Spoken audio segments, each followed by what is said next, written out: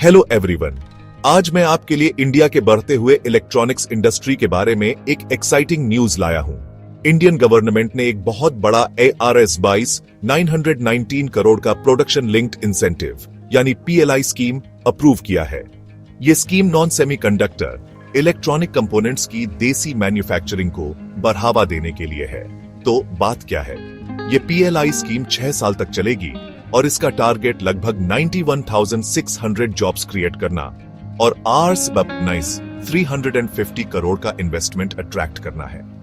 Indian economy के लिए बहुत बड़ी बात है ना? इसका मकसद अगले 6 सालों में प्रोडक्शन को RSR 56 लाख करोड़ तक पहुंचाना है, यानी लगभग 5 गुना ज्यादा। अब देखते हैं कि किन सेक्टर्स को फायदा होगा।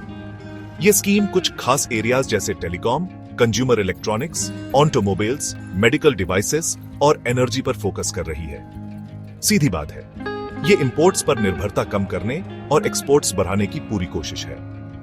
जरा मार्केट के हालात पर एक नजर डालते हैं। इंडिया में घरेलू इलेक्ट्रॉनिक सामान का प्रोडक्शन FY 2014-15 में RSN 90 लाख करोड़ से बढ़कर FY 2023-24 में पूरे RS9 52 लाख करोड़ हो गया है, यानी 17% से ज्यादा की सालाना ग्रोथ। एक्सपोर्ट्स भी उसी दौरान RSNO 38 लाख करोड़ से बढ़कर RS2 41 लाख करोड़ हो गए हैं। और भी है।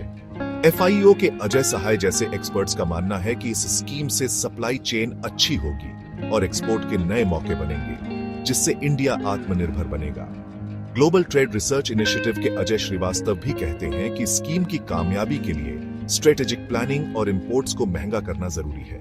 बड़ी तस्वीर देखते हैं। PLI स्कीम सबसे पहले अप्रैल 2020 में लार्ज स्केल इलेक्ट्रॉनिक्स मैन्युफैक्चरिंग के लिए शुरू हुई थी और बाद में इसे 14 सेक्टर्स तक बढ़ाया गया, जिसका कुल खर्चा RS1 97 लाख करोड़ था।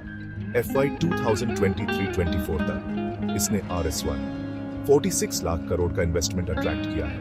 RS 50 लाख करोड़ का प्रोडक्शन सेल्स हुआ है और 9.5 लाख जॉब्स बने हैं। लेकिन सब कुछ आसान नहीं है, कुछ चुनौतियां भी हैं, जैसे लोकल वैल्यू एडिशन कम होना, सरकारी कामों में देरी और हर सेक्टर की अपनी मुश्किलें। फिर भी कुछ अच्छी कामयाबियां भी मिली हैं, जैसे मोबाइल फोन प्रोडक्शन FY 2023-24 में $49 बिलियन तक पहुंच गया, जो FY 2020-21 से 63% ज्यादा है। फार्मास्यूटिकल एक्सपोर्ट्स 10 साल पहले के मुकाबले लगभग दोगुने होकर $27.85 बिलियन हो गए। मतलब PLI स्कीम बहुत बड़ा बदलाव लाने वाली है। इसका मकसद देसी मैन्युफैक्चरिंग को बढ़ावा देना, इंपोर्ट पर निर्भरता कम करना और एक्सपोर्ट मार्केट को मजबूत बनाना है। इंडिया ग्लोबल इलेक्ट्रॉनिक्स इंडस्ट्री में एक बड़ा खिलाड़ी बनने की तैयारी कर रहा है। तो आप क्या सोचते हैं? क्या इंडिया के इलेक्ट्रॉनिक्स इंडस्ट्री को यही बढ़ावा चाहिए? अपने विचार कमेंट्स में जरूर बताएं। लाइक, शेयर और सब्सक्राइब करना मत भूलिए। मिलते हैं अगले वीडियो में। पीस।